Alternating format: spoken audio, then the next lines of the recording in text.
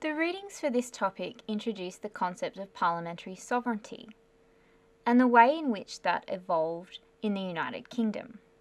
In this video, I'm going to say a little bit more about the concept of parliamentary sovereignty, and in particular, try to help you understand the way in which it fits in with Australian public law. As you've seen, parliamentary sovereignty is an important rule of British constitutional law. Indeed, it is the most fundamental rule of the British Constitution. It means that whatever the Parliament in Westminster enacts is law. Everyone within the United Kingdom is bound by that law.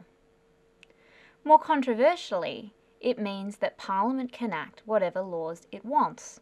In other words, there are no legal limits on the powers of the Parliament in Westminster. These are general principles, and their application was somewhat complicated by the UK's membership of the European Union, but in the future that complexity may not be one we have to consider. So to reiterate, there are no legal limits on the powers of the Parliament in Westminster. That idea might strike you as surprising, given some of the fundamental public law topics we've looked at so far in this unit, like the rule of law.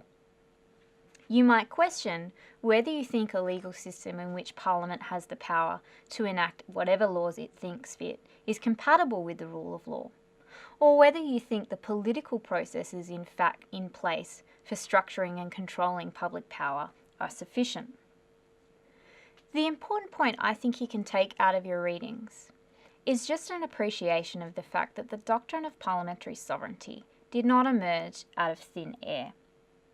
Rather, it emerged as a positive solution to the struggle for power between the British monarchy and the members of Parliament and other branches of the government. Parliamentary sovereignty was seen as a much preferable solution to a legal system in which the king had untrammelled power. That was especially because Parliament was seen as speaking for and representative of the people in a way that the king was not. So the historical developments traced in the book show that the supremacy of Parliament was hard fought and ultimately won by people who refused to accept that the king was above the law, and that the branch of government that represented the people's interests should have ultimate and final say as to what the law should be. While each side of that contest undoubtedly had their own personal interests at stake, the conflict between parliamentarians and royalists was fueled, at least to some extent, by the belief that the representatives of the people ought to have some say in how they are governed. So why do we here in Australia care about this doctrine of parliamentary sovereignty?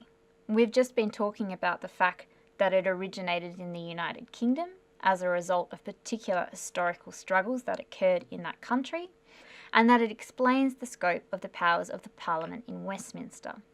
Nonetheless, the principle of parliamentary sovereignty is really useful to help you understand the nature of Australia's parliaments.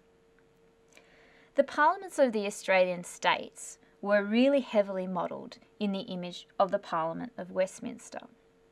And when Australia was undergoing the process of federation, the framers of the Constitution were really influenced by the British tradition too. As we've previously discussed, the framers believed that it was unnecessary to impose extensive legal limits on the powers of Parliament. A Parliament that was chosen by the people could be trusted to act in the best interests of the people. That's why you don't find in the Australian Constitution extensive or substantive limitations on the power of Parliament, only such limitations as the framers thought necessary to ensure a functioning federation.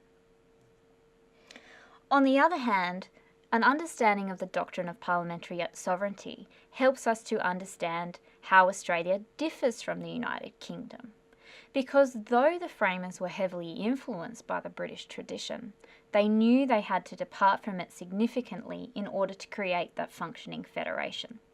And so, as we have seen, the powers of the federal parliament and the Australian state parliaments, though they might be broad, are not unlimited. In other words, no Australian Parliament is sovereign. Every Australian Parliament is bound by law, and in this important respect they differ from the Parliament in Westminster.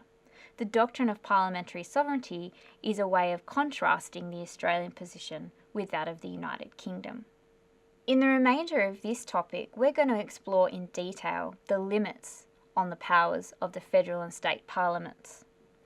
The scope of state and federal legislative power differs depending on the constitutional rule that applies to the relevant parliament. We're going to explore that in detail now.